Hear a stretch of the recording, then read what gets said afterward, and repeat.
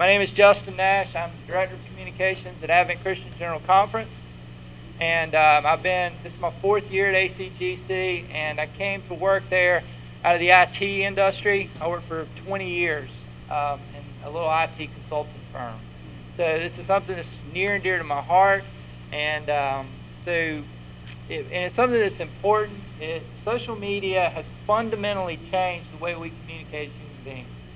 So I want to talk about that today, and talk about it particularly as it relates to ministry. Now, I'm going to throw a lot of stuff at you today. And at some point, somebody's going to go, I don't have time for all that. I understand that. I'm going to try to give you a toolbox, and you can pull what tools work for you. Okay? But the biggest thing I want you to understand today is not the how so much as the why. I want you to understand why social media works, why it's important, and why it has become what it has become in our society. We're going to cover a number of things today. We're going to talk about why social media is important, what is social media, what do I mean when I say that, when I use those terms.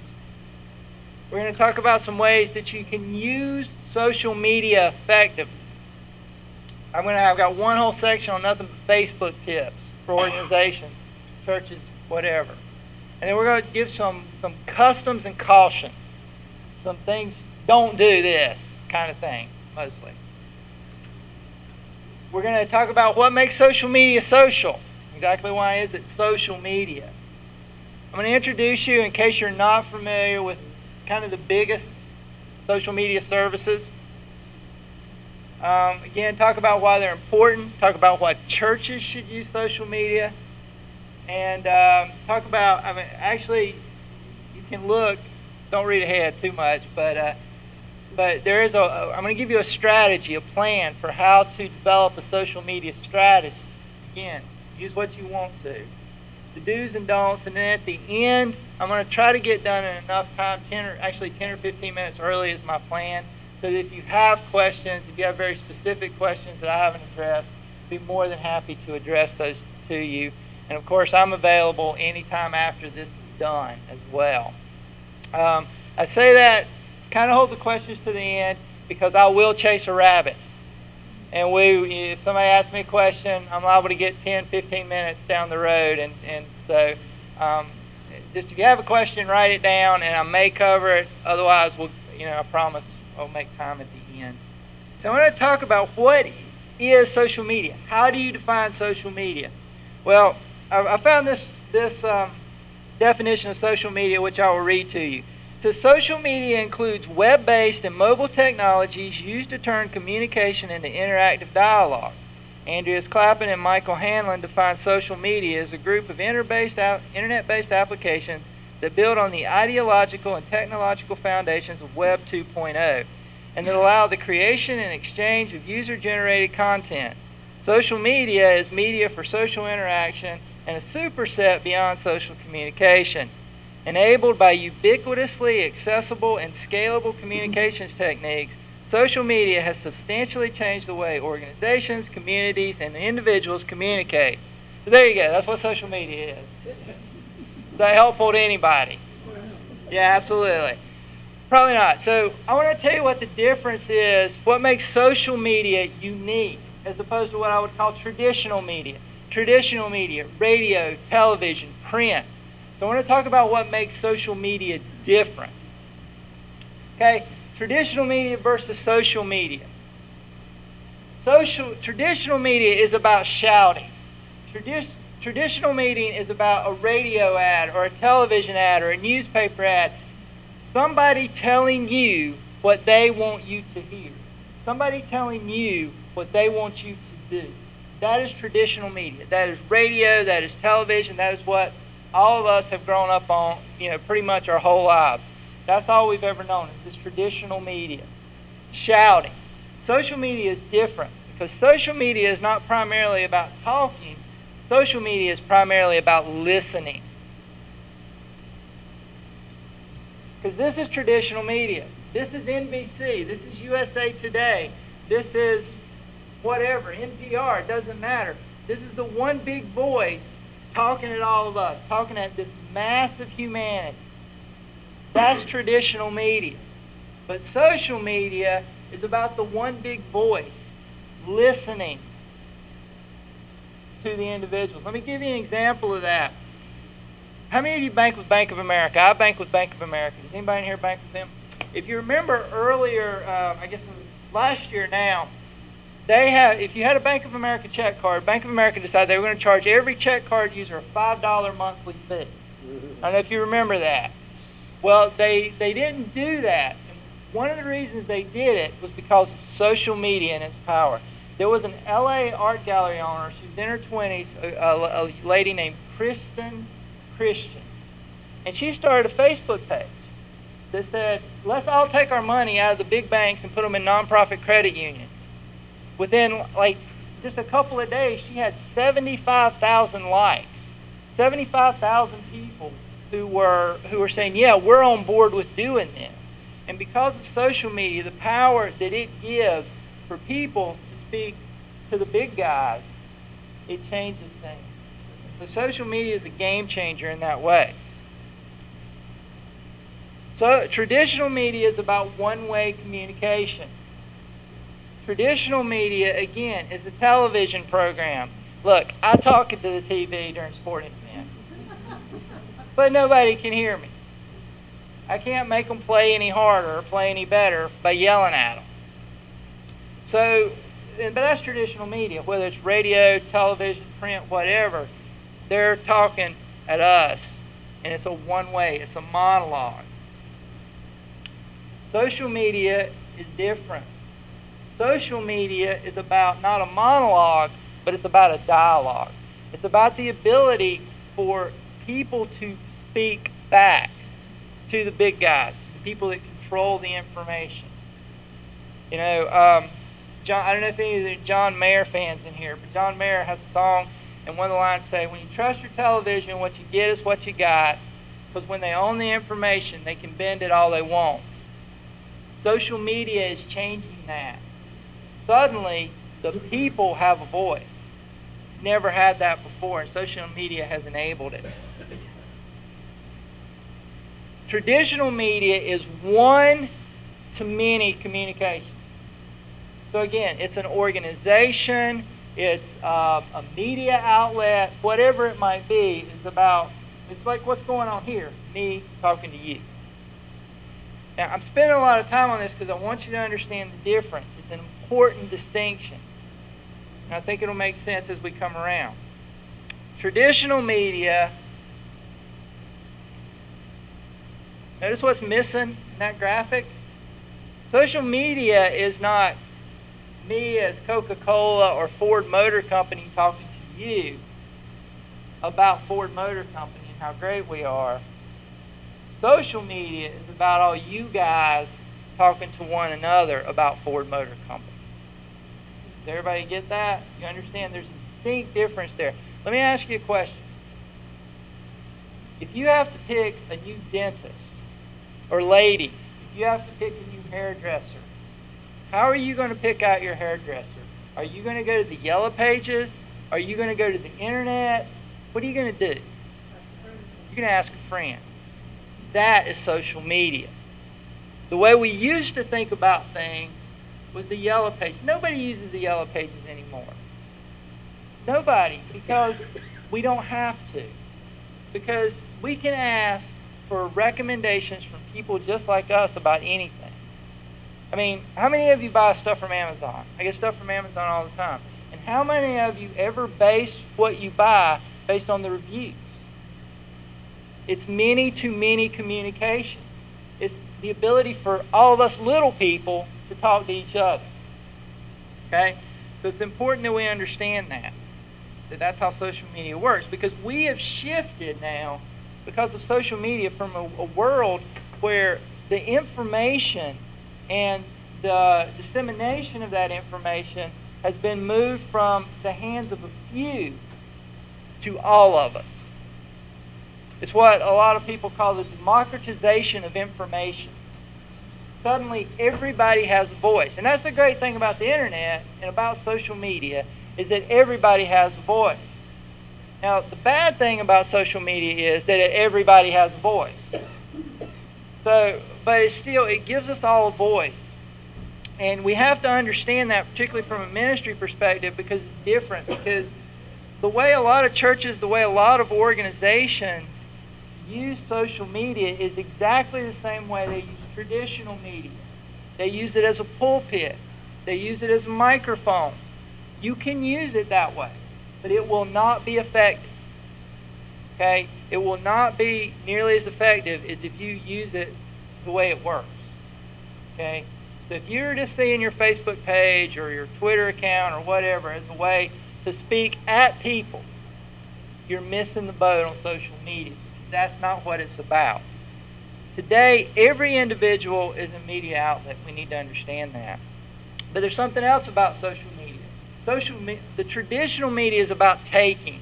It's about me telling you something because I want something from you. Not social media. That's not Web 2.0. That's not the world we live in anymore.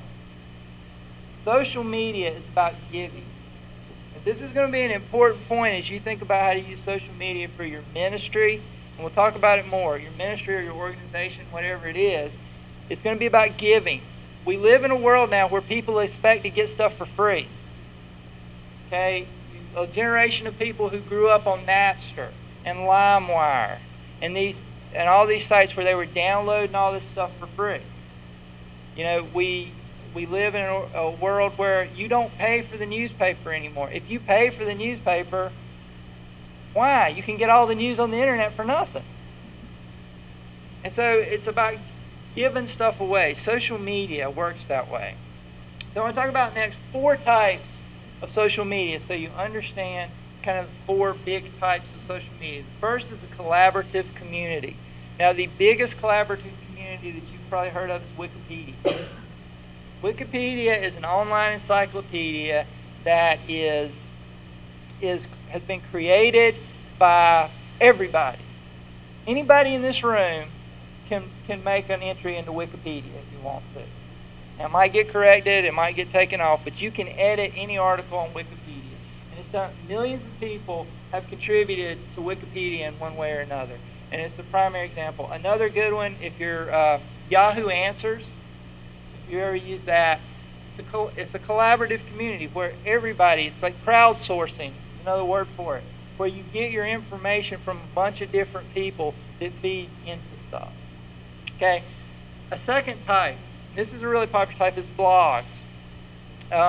Blogging is, we could probably do a whole workshop just on blogging.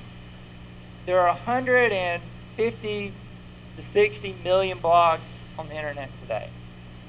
So a lot of people blog. A blog is basically an online journal. Everybody pretty familiar with blogging? Do you read blogs? Are you familiar with it at all? Just out of curiosity, does anyone in here actually blog? Are you a blogger? And Corey's a blogger. Okay, we've got a couple of bloggers in here, so you understand it well. So blogging is just a way for you to express your thoughts, and it's kind of like your own private little website. Third type is content community. The best known, without question, is YouTube.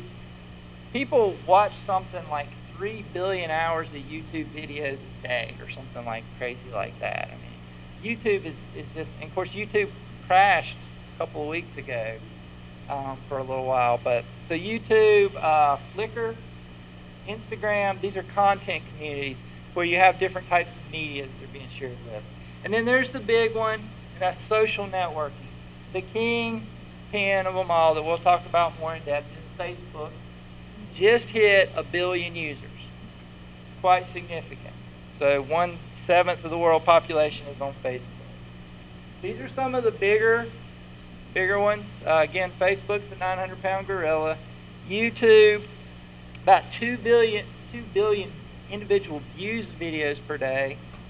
Twitter, do we have any Twitter users in here? Okay, I love Twitter. About 500 million users. It's the second largest social network. Google Plus, which is trying to make a play for Facebook. Anybody on Google Plus? Okay, some of you are. I don't get it, but okay. I mean, I've tried it. LinkedIn, 147 million users. Something like 95% of all Fortune 500 companies use LinkedIn for recruitment and hiring last year. So LinkedIn is quite significant. If you're a professional, you need to be on LinkedIn. Pinterest, I know nothing about because I'm a man. I looked at Pinterest one time. That was it. I was like, I don't get it. But apparently, once your testosterone gets to a certain level, Pinterest makes no sense at all. Because something like 85 to 87% of all Pinterest users are women. So if you use it, it skews heavily to women. Again, we talked about blogs, and that is a statistic about social media that you may want to keep in mind as well. With the exception of 2 services, women are much heavier social media users than men. There's only 2 exceptions to that. Google Plus, kind of slightly more men, but LinkedIn is significantly more men. It's about 75% male on LinkedIn. So some of you appreciate social media, may appreciate this next slide. It's sort of an explanation of social media. Facebook, I like donuts. Twitter, I am eating a donut. YouTube, here's a video of me eating a donut. Pinterest, here's a recipe for donuts. Instagram, here's a picture of a donut. And LinkedIn, my skills include eating donuts. So that will explain social media for you right there. If you don't understand it, that's it. All right, we're coming up on election time. Does anybody know what Barack Obama and Blendtec blenders have in common? Okay, well, what they have in common is the power of social media. Arianna Huffington, who's a liberal blogger, she said this. She said, if not for the internet, Barack Obama would not be president or even the Democratic nominee. If it were not for social media, Barack Obama probably never would have been president. If you remember in the last election cycle, Hillary Clinton was killing him in the early primaries. But then something happened. Then there was a groundswell of support for him that came up through social media, through blogs, Facebook, through YouTube, and there was close to 500 million blog postings about Barack Obama going into the election in 2008. He raised $660 million in campaign contributions through social media. And most of those donations were $5, $10, and $20 donations. So he microfinanced it. It's all through social media. Close to 65% of the American population voted in the last presidential election. And it was the highest voter turnout since 1908. It's the first time a Democrat had won Virginia or Indiana since then. He won both of them. He owes his success, he owes his presidency largely to social media. I've been watching it this year. The Republicans, they're not behind this year. And so he doesn't have a big edge in social media because they figure out, hey, this social media thing's real. Blendtec blenders. I encourage you to go to YouTube, check this out, type in the search box, will it blend? Okay, this company makes these real high-end blenders. And so what they do on their YouTube channel is they blend stuff, crazy stuff, like an iPhone. Seriously, they throw an iPhone in there and they blend it up, and they'll take a tennis shoe and they'll throw it in there and they'll blend it up to show you how strong and how great their blenders are. And so they started this YouTube thing, and it just went insane. And their sales increased more than 400%. And it was directly tied back to this YouTube campaign where they were just blending up stuff. The guy who owns the company, he would come out in a lab coat and he would look like the crazy scientist guy, and he would throw whatever in the blender, blend it up. 400% increase in sales through social media. Social media is powerful. Why is social media important? It's the #1 activity on the internet now, surpassing everything. Now, this is something as churches, this next stat, we need to be real cognizant of. 50% of the world's population under 30 years of age. It means 50% of the world's population is digital natives. They grow up with this stuff. They know it. It's where they live. It's where they live their whole lives. 96% of them use social media in one form or another. If we don't engage in social media, we're telling half the population we don't care about you as churches. You need to understand that. We're not speaking to people where they live. People spend 4.7 million minutes a day on Facebook. And the other thing in this finally is a huge one. Growth of mobile computing. How many people in here have smartphones? Okay, so a lot of you. I saw a statistic that said that more iPhones are sold in a day right now in the world than there are babies being born. So they're selling lots and lots of iPhones and lots of Droids and lots of whatever else is.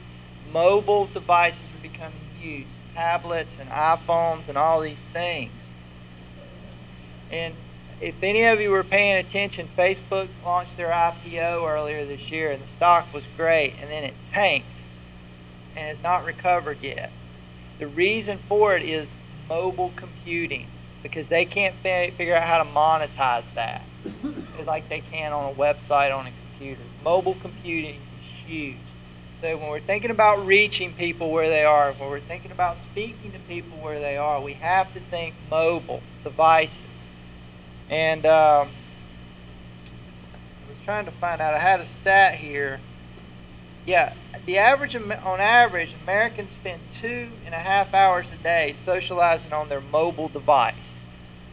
Okay, so they're checking their Facebook status constantly, they're posting stuff to Twitter, they're checking Twitter.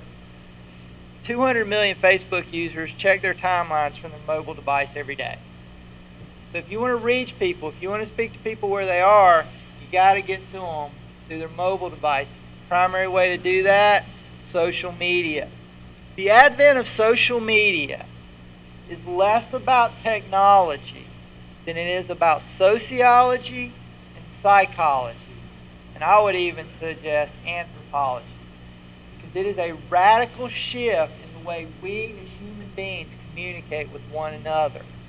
And as the church, as ministries, as whatever, we have to understand that and we have to respect that.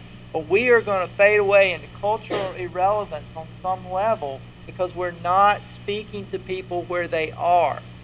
Half the world's population is here. Half the world's population is on Facebook, on Twitter, on YouTube. So if we want to speak to those people, we need to be those places. We need to be missional in that sense, speaking into this community. Now, why should churches use social media? Well, pretty simply, because it's where people are, like I just said. But more importantly, it's where your people are as churches. Now, as we get to the churches, this was a survey that Christianity Today did just a few weeks ago. Now, I'm not going to read that, but what that tells us is that people in your church, how many of your churches have a church website? People in your church do not go to it. They do not use it. Okay? So your church website is not for the people in your church. Your church website is for people outside the church, people who are interested in your church. You know, the same is going to be true for you guys at the retirement community. Your people are not looking at your website. Now, if they're interested in coming to live there, they will look at your website. People are interested in coming to our churches, they will look at our website. But your people do not look at your website. So if you want to speak to the people in your churches, in your congregations, do that through social media because that's where they live. That's where they are. Okay? Third reason we want to use social media is it's so doggone accessible. It's cheap. It's free, basically. But, you know, it doesn't cost anything to set up a Facebook page. It's easy to use for the most part. You don't have to be a rocket scientist to use Facebook or Twitter. It's very effective. It's very efficient. It gives you a high return on investment. For what you put into it, you get a high return of investment out of it. It's potentially powerful. And then here's the last thing, particularly as we're talking about millennials or generation, whatever they're called now. Community relationships are very important to all of us, but particularly to this generation, these digital natives who live in these platforms, in these worlds. It's about community. It's about connecting with other people. Okay? We'll talk about that a little bit more. So practically, the answer to why social media is about opportunity cost. You can get by as a church without using social media. There's no question. You can get by without it.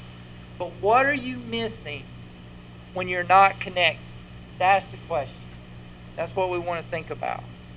So I want to give you a social media strategy for your church. It's going to be 4 steps. Define your goals, prioritize your platforms, assess your resources, plan and implement. Okay, first, define your goals. How are you going to use social media? What is your purpose for using it? Now, maybe it's just talking. Maybe you just want to use social media to tell people stuff. Again, if you want to use it for that, that's fine, but do more. It's a lot more powerful than that. So, are you just going to talk at people, or are you going to use it to listen to people? That's a very powerful part of social media, the ability to listen to people, to see what people are talking about, to keep track of people in their lives, particularly people in your congregation, to know what they're going through, what's important to them. Use Twitter search to what's trending. What's important to people in society. What are they talking about? What's happening on Facebook with people? You want to use it to energize. That's what Barack Obama did. He energized his base through social media. We can do the same thing in churches and organizations. We can energize people. It's a pep rally online. We can support. Give people, we talk about giving, give people something of value. Give them something they can use. Use social media. Use your Facebook page. Use your blog, not to talk at people and tell them stuff, but to build people up. It's what we're supposed to do. We're supposed to edify one another, to build each other up, to support one another. Use social media to do that, a variety of ways. Advocating. Create advocates, create cheerleaders for your organization or for your church, and give them the ability to promote you. Give them the tools to do that. You can do all those things, or you can just do one of these things through social media. But you have to know what your goals are, what you're trying to accomplish before you move on. Okay? Second thing, prioritize your platform. Now, in order to do that, you want to ask some questions. Where are our people?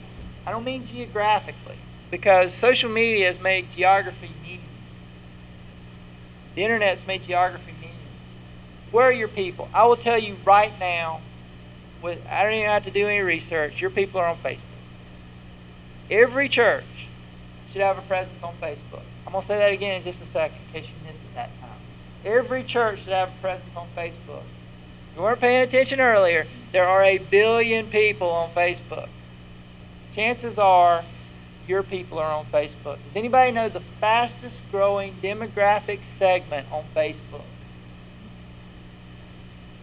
It is women, 50 plus. That is the fastest growing demographic on Facebook. So we're not just talking about reaching young people. We're talking about reaching everybody with Facebook. It is a powerful platform. If you don't have a Facebook page as a church, get one. Because talk to people there. You can talk to your people. You have to say, what platforms can we utilize? Do we have the resources to utilize? Look, if you don't have the ability to generate video and do quality video, YouTube's not for you. Okay? You guys do a great job with your YouTube channel. You got high quality video production. Your stuff looks really good. YouTube's a really nice medium for you guys because of that. And so, but if you got cruddy content, don't put it up. Don't start a YouTube channel. So if you don't have the ability to do that, do it. You got to figure out what's going to be your investment for each platform, and I'm not talking about financial investment for the platform. I'm talking about a time investment. Several of you guys in here are pastors. I understand that. You're busy guys. You're busy ladies. You're busy people. So, can I invest in social media, or, and if I can, how much can I invest of myself and of my time? And then you start asking questions like, well, am I even the best one to do it? As you think about your church, you go, am I the best guy to be in charge of social media at my church? You may not be. It may not be a good investment in your time. Doesn't mean it's not a good investment in the church's time. As you look at the retirement communities, Larry might not be the best guy to be in charge of social media. He may be, but he may not be. And so you have to make those decisions as you prioritize your platform. Every church should have a presence on Facebook, and when you enter into social media, only start with one platform. Do one, figure it out, get it right before you move on. Don't jump into Facebook and Twitter and YouTube and Google+. Don't jump into everywhere at once. Do one at a time. Figure it out, get it mastered, make sure you got it worked, and move on to the next one. My suggestion would be start with Facebook, move to a blog.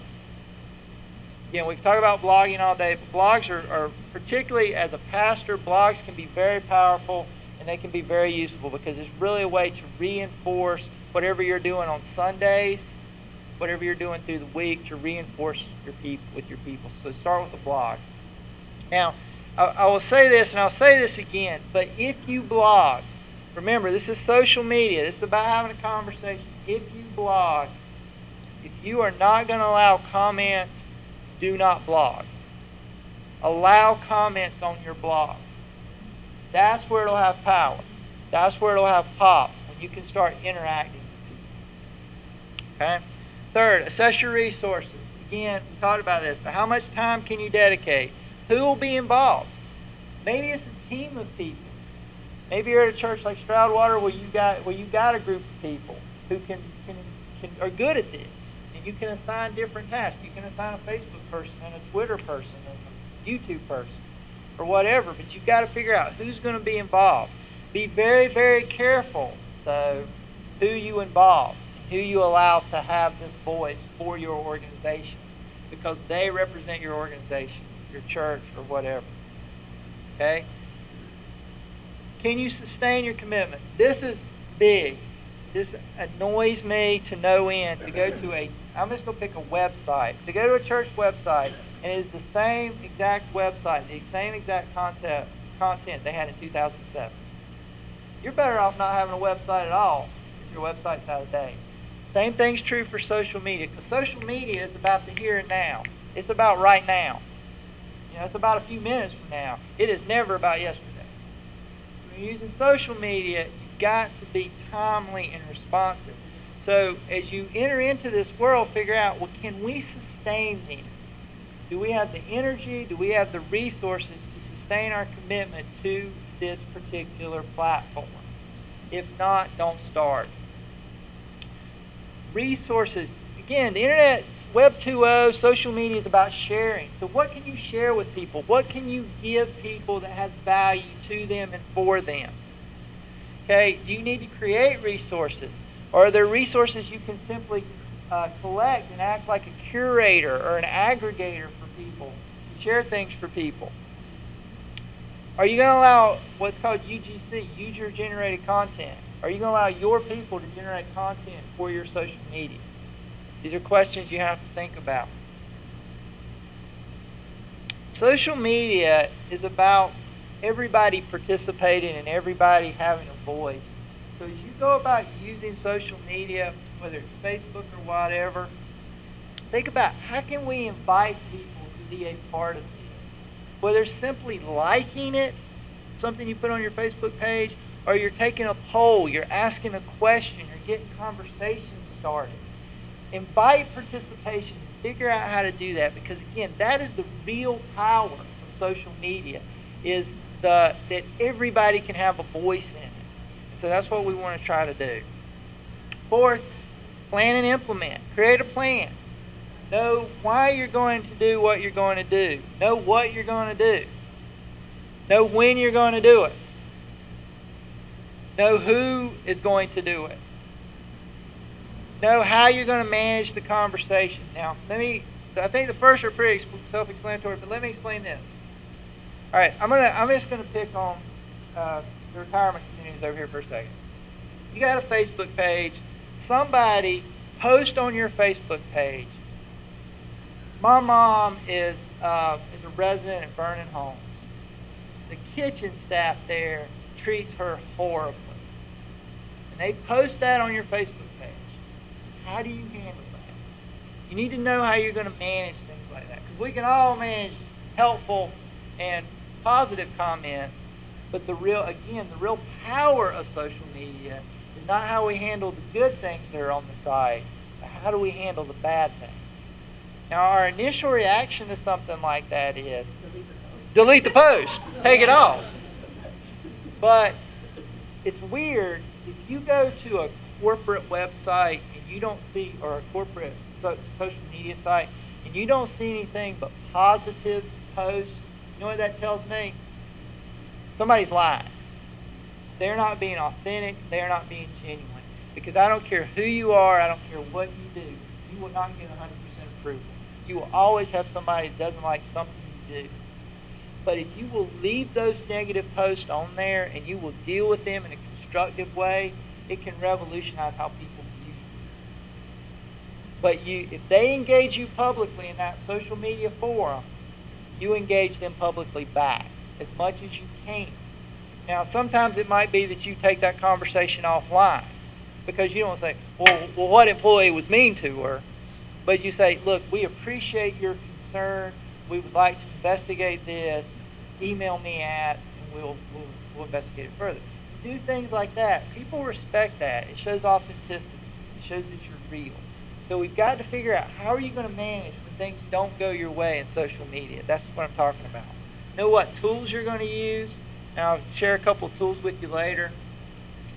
Know how to evaluate the effectiveness of what you're doing. All right, that's really tricky, and you're just going to have to kind of figure that out as you go along, if it's working or not. And adapt. If it's not working, hey, chunk it. Do it differently. Do something else. It's okay. Not a big deal. Then just implement and do it. All right, so I want to tell you about Facebook. I told you you should have a Facebook presence. So I want to give you 12 things. I'm just going to run through these real quickly. But 12 things you can do to make your Facebook page for you or your organization effective. Did I have that on the list? Yes. Okay. So it's on the worksheet, but I'm going to go through them real quickly. Post consistently. Consistency, consistency, consistency. If you want to use social media well, whether it's Facebook, whether it's Twitter, whether it's a blog, be consistent. Post consistently. Now, different platforms demand different levels of consistency. You can be fine with a blog posting once a week. That will not cut it on Facebook. It definitely will not cut it on Twitter. Okay, Facebook, you probably need to be looking at daily or at least 3 times a week. And then Twitter, you got to be common all the time. This is the Twitter world, 140 characters. You got to get it out there quickly. Use images, particularly in Facebook. Pictures are great. People love pictures. Number 3, people love videos. Now, when I say pictures, let me back up just a second. I'm not talking about the pictures of the puppies with the little sayings on them. Nobody likes those. Nobody likes those. And yet, people post those things like crazy on their Facebook pages. But I don't know, nobody likes them. Don't do that. I'm talking about pictures of people because, again, we're talking about, it's about real people. That's what social media is about, real people having a voice. So use pictures of real people in your Facebook. Allow your people to post pictures of themselves in your Facebook. Again, encourage likes, encourage shares, encourage comments. Comments can be great. Be responsive. If somebody comments on something on your social media, whether it's Facebook or Twitter or YouTube or whatever, respond to them. Don't ignore them. Because that's rude. That'd be like me going up to Ed saying, Ed, it was great. You did a great job singing last night. I really appreciate that song. It really spoke to me. It's rude. You wouldn't do that in person in real life. Don't do it in the digital world either. Respond to people. Okay? offer sneak peeks. If you've got something coming up, like an event or something you're planning, hey, just give them a little sneak peek of what's going to happen. Introduce, particularly if you have multiple staff, introduce different members of your staff so people know who you are, know what you like, that sort of thing. Share photos of people in the church actually doing their job, particularly volunteers. Just show pictures of people volunteering and saying, this is Larissa volunteering at the missions, your big missions thing you have every year there at ERAW. And it's just saying, it's showing people that she's active in the church, and it's a way of encouraging her without saying, hey, Larissa, you're doing a great job. But it's still a way of acknowledging her and encouraging her. But even go a little bit further sometime is say thank you to your volunteers specifically. If you have volunteers, say thank you. If you have testimonies in church situations, if you have testimonies, post the testimonies. Don't doctor them up too much. Just put them up there. Put them up there raw and let people hear them. Let people see them. Again, testimonies of successes in the church. And then this 12th one is something I just learned. Post when people are on Facebook. Now, I have the answer up there, but I was really surprised by this. People are on Facebook twice a day. The two highest traffic times people are on Facebook are at 10 in the morning, 10 to 10:30 in the morning, and 8 o'clock at night. So, at 10, Facebook doesn't need the geolocation, because if you're on Facebook, we know you're at work, right? But that's what everybody. But those are the two main times. So if you have something you really want people to see, post it in one of those two time slots, or post it in both those time slots, because that is when people it's most likely to come up on their timeline, because it's going to be immediate because they're on Facebook at those times. Okay. All right. Number one rule of social media. This is the most important rule of social media, and this is why I'm not good at it. Be social. Okay? It is social media. If you are not social, either get social or don't get on social media. You have to do that. You've got to interact frequently, regularly with people. If you don't do that, you're wasting your time with social media. You're hurting yourself more than you're helping yourself. Number two rule of social media, listen more than you speak. It's the number one thing that people do, the number one mistake, particular organizations, is they talk too much. They don't listen enough. Learn to use social media to just go around, lurk. There's nothing wrong with lurking on Facebook. It's weird in real life, but digitally you can get by with it. Because just troll and see, what are people talking about, and how are people talking? How do people interact in ways? What are kind of the rules? What are the rules of decorum? And what's polite, what's not polite?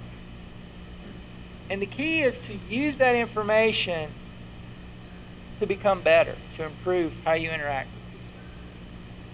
Okay, some customs and some cautions. Do be genuine. Do be generous. Do be grateful. Don't be greedy, grandstanding, or grabby. I don't care how great you are. Okay? So don't tell me. But I will appreciate it if you tell me how much you appreciate me. Okay? And that's how it works. We all like that. Nobody likes somebody who talks about themselves all the time and wants stuff all the time. What's the way you choose to be valuable to your community? What are you going to give them that's valuable? It can be an idea. It can be a link. I'm not saying you've got to give money, but we can give them, you can give so much. It could be something as simple as just, hey, I read this great article about missions, or I read this great article about evangelism. And you just share that with people to empower people, to encourage people. And again, what is the community interested in? Because here's the rule of social media. Seth Godin is this marketing guru guy. He's really plugged in with social media, and he says this is the number one rule. Social media is not about you. Social media is about them. You've got to remember that organizationally, when there's a church, whether it's a ministry, whatever it is, whether it's a business, it really doesn't matter. social media is not about you, your church, or your business. Social media is about people. That's the difference between social media and traditional media. It is about relationships. So when you do things, do them intentionally. Think long term. Think, how would I do this if I have a relationship with somebody personally? I'm saying in real life. Would I do this thing, or would it damage that relationship? If it would damage the relationship, don't do it, regardless of what the short-term benefit might be. See what others do well and do it. This is a very important point. Once you post something on the internet, understand you can never, ever take it off. Trying to take something off the internet is trying to take pee out of a swimming pool. You cannot do it. Once it is on the internet, it never comes off. Okay? So understand, when you post something to the web, it is there, it is permanent, you're not getting back. Keep that in mind.